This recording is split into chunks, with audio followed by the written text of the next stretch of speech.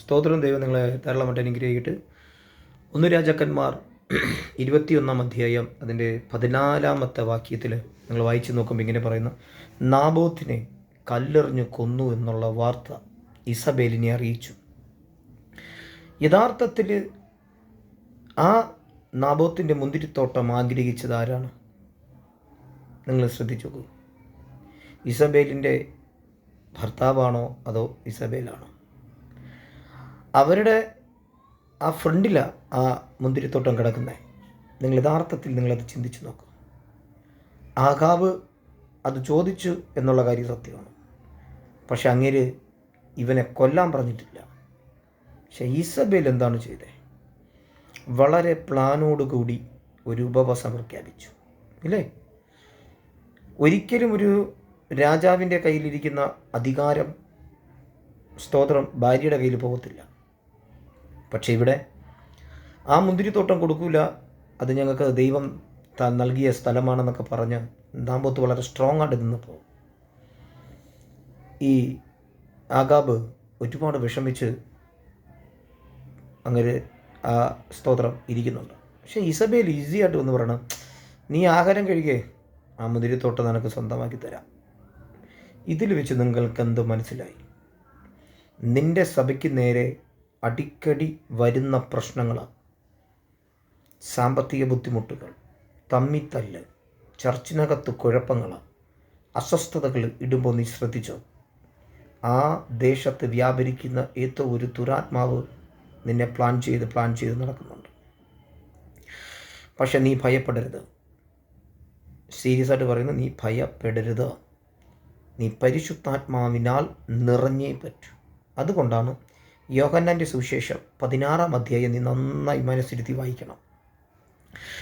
പരിശുദ്ധാത്മാവെന്ന കാര്യസ്ഥൻ നിനക്ക് സകലതും വെളിപ്പെടുത്തി തരും. അതിനുവേണ്ടി നിൻ്റെ മനസ്സിനെ നീ ഒരുക്കി കൊടുക്കണം.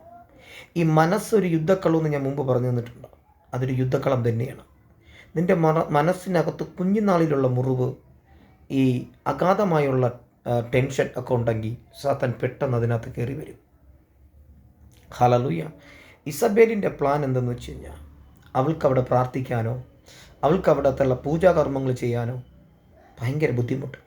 എന്തെന്നറിയാമോ? ആ നാബോത്തിൻ്റെ തോട്ടം അത് യഹോവയായ ദൈവത്തിൻ്റെ സ്ഥലം. സ്തോത്രം. നമ്മളാണെങ്കിൽ അപ്പം തന്നെ 10 സെൻറ്റ് സ്ഥലം എഴുതി കൊടുക്കും. ചോദിച്ചത് ഇസ്രായേലിൻ്റെ രാജാവാണ്. അവൻ പറയുന്നുണ്ട്, ഞാൻ നിങ്ങൾക്ക് ഇതിന് പകരം വേറെ വിലപിടിപ്പുള്ള, ഞാൻ ചോദിക്കട്ടെ, ഈ സ്ഥലത്തിന് പകരം നിനക്ക് വേറെ ഏത് വിലപിടിപ്പുള്ള സ്ഥലം എന്ന് ഒരാൾ നിൻ്റെ മുഖത്ത് നോക്കി പറയുമ്പോൾ നീ അപ്പോഴേ ചിന്തിക്കണം, പരിശുദ്ധാത്മാവ് നമ്മുടെ സഭയ്ക്കകത്ത് ഉണ്ട്.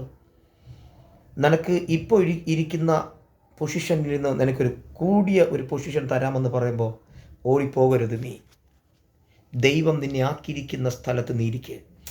പാസ്റ്റേഴ്സ് കോൺഫറൻസിനകത്ത് സെക്രട്ടറി പ്രസിഡൻ്റൊക്കെ തിരഞ്ഞെടുക്കുമ്പോൾ ഒന്ന് മനസ്സിലാക്കുക, നിന്നെ വിളിച്ചിരിക്കുന്നത് സെക്രട്ടറിയും പ്രസിഡൻറ്റും ഖജാൻജി ഒന്നും ആവാനല്ല, ദൈവത്തിൻ്റെ പൈതലാവാനാണ് എൻ്റെ ദൈവം നിന്നെ വിളിച്ചിരിക്കുന്നത്. നീ ഒരു ദൈവത്തിൻ്റെ മെസ്സഞ്ചറാണ്, ഒരു പ്രവാചകനാണ്. അല്ലാതെ സെക്രട്ടറി, പ്രസിഡൻറ്റ്, 12 സഭകളുടെ അധിപതിയായിരിക്കാനൊന്നും അല്ല ദൈവം നിന്നെ വിളിച്ചേ. അത് ഈ ഭൂമിയിലുള്ളവരിത് പറയും. നിന്നെ വിളിച്ച ദൈവം നിൻ്റെ അടുത്ത് സംസാരിച്ചിട്ടുണ്ടോ? അതാദ്യം നീ നോക്കുക. പരിശുദ്ധാത്മാവ് നിനക്ക് പറഞ്ഞു തരുന്ന വിഷയത്തിനകത്ത് നീ നിന്നാൽ നീ ജയിക്കും. ഇല്ലേ, ഇതേമാതിരി പ്ലാനോടുകൂടി നിന്നെ കല്ലെറിഞ്ഞ് കൊല്ലത്തക്ക നിലവാരത്തിൽ. അതിൻ്റെ അർത്ഥം എന്തെന്ന് വെച്ച് കഴിഞ്ഞാൽ, നിന്നെ ആത്മീയ തലത്തിൽ നിന്നെ കൊന്നുകളയും. ഹല്ലേലൂയ.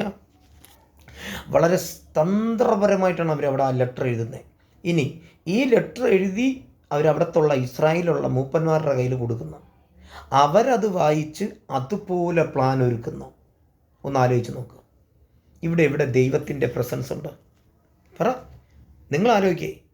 ഇപ്പം നമുക്ക് ഒരുപാട് സ്പോൺസർ ചെയ്യാമെന്ന് പറഞ്ഞ് ഒരുപാട് ആൾക്കാർ വരും, ഗൾഫിൽ നിന്ന്, അമേരിക്കയിൽ നിന്ന്, ചൈനയിൽ നിന്ന്. ഞാൻ ചോദിക്കട്ടെ, കർത്താവ് നിന്നെ വിളിക്കുമ്പോൾ അമേരിക്കയിലെ പൈസ തരാമെന്ന് പറഞ്ഞാണോ വിളിച്ചത്? ഗൾഫിലെ പണം തരാമെന്നാണോ വിളിച്ചത്? നിന്നെ ഗൾഫിൽ കൊണ്ടുപോകാമെന്ന് പറഞ്ഞാണോ വിളിച്ചത്? ഒരിക്കലുമല്ല. എൻ്റെ വേലക്കാരൻ കൂലിക്ക് യോഗ്യനാണ്. അത് ദൈവം നിനക്ക് കറക്റ്റ് തരും. ഹല്ലേലൂയ. ഒരു മനുഷ്യൻ നിന്നെ ഉപദേശിച്ച് സഭ നടത്തരുത്, തെറ്റാണ്.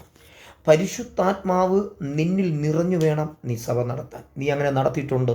ഈ നീ എന്ന് പറയുമ്പോൾ ധിക്കരിച്ച് സംസാരിച്ചെന്ന് വിചാരിച്ചതല്ലേ. സ്തോത്രം. ആമേൻ. ഈ കേൾക്കുന്ന നിങ്ങളോട് പരിശുദ്ധാത്മാവിൽ നീ നടന്നിട്ടുണ്ട്. പരിശുദ്ധാത്മാവ് പറയുന്ന നിങ്ങൾ കേട്ടിട്ടുണ്ട്. ഏതു വിഷയവും സ്തോത്രം നിങ്ങൾക്ക് നേരെ വന്നിരുന്നാലും നിങ്ങൾ സ്തോത്രം പ്രാർത്ഥിച്ച് അതിൻ്റെ ശരിക്കുള്ള മർമ്മം കണ്ടെത്തി ബൈബിളിനകത്തിരുന്ന് വചനം വായിച്ചേ നിങ്ങൾ ചെയ്തിട്ടുള്ളൂ. പക്ഷേ ഇപ്പോൾ നിങ്ങൾ നോക്ക്, ഒരു സ്പോൺസർ എന്ന് പറഞ്ഞാൽ അപ്പോഴാ സ്പോൺസറിൻ്റെ പുറകിൽ പോകും. ഒരു കൺവെൻഷൻ നടത്താൻ ഇന്ന ഗൾഫിൽ നിന്ന് ഒരാൾ പണം വയ്ക്കുന്നത് പറഞ്ഞാൽ അപ്പോൾ അതിൻ്റെ പുറകിൽ പോകും.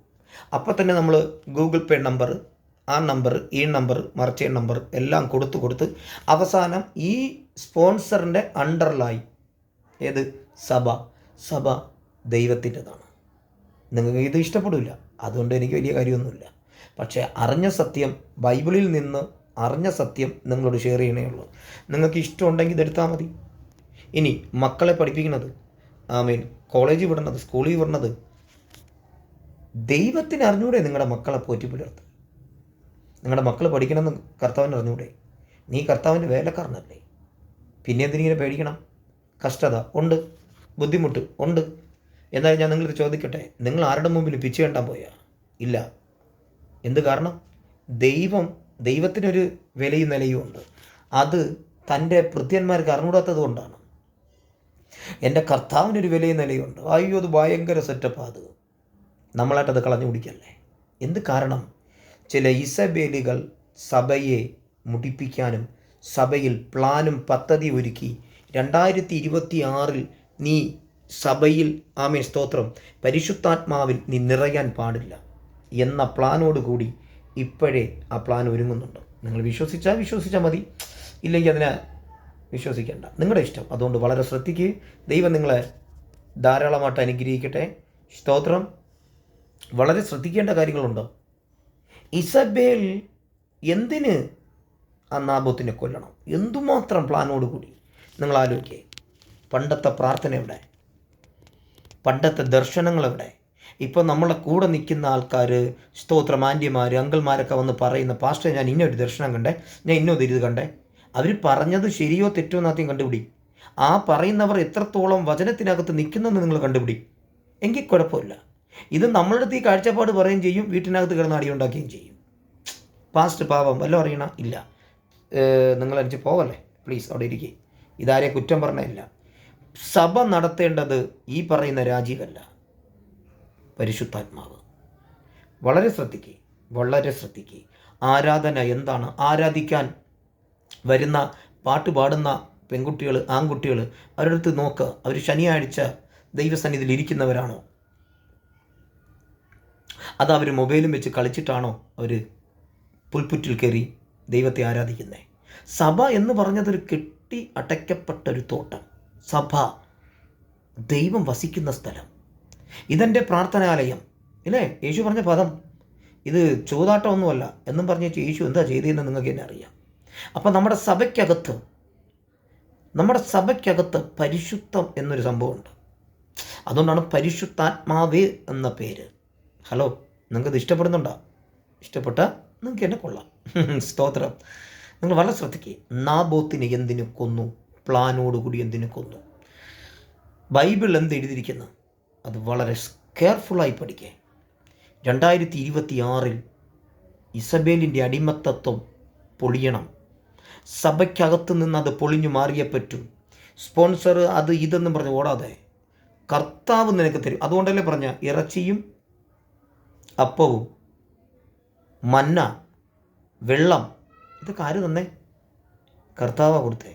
2 മീൻ 5 അപ്പവും എത്ര പേര് കഴിച്ചെന്ന് ബൈബിളിനകത്തുണ്ട്. അപ്പോൾ നമ്മളെ സ്പോൺസർ പരിശുദ്ധാത്മാവ് തരുന്ന സ്പോൺസറാണെങ്കിൽ ഒരു ബുദ്ധിമുട്ട് നിനക്കുണ്ടാവില്ല. അത് കറക്റ്റ് അതിൻ്റെ രീതിയിൽ പോകും. അതല്ല, ആളുകൾ ഇസബേലി സെറ്റപ്പാണെങ്കിൽ നീ അടിമയായി പോകും. ഉറപ്പായിട്ടും പറയാം. അതുകൊണ്ട് ഈ വചനം ധാരാളമായി വായിക്കുക. ദൈവം നിങ്ങളെ അനുഗ്രഹിച്ചിട്ട് ഞാൻ വീണ്ടും പറയണം, ഇസബേലിന് നിൻ്റെ സഭയിൽ ഇടം കൊടുക്കരുത്. നന്നായി പ്രാർത്ഥിക്കുക. ഇനിയുള്ള യുദ്ധം ആത്മാവിൽ ആഴത്തിലാണ് യുദ്ധം.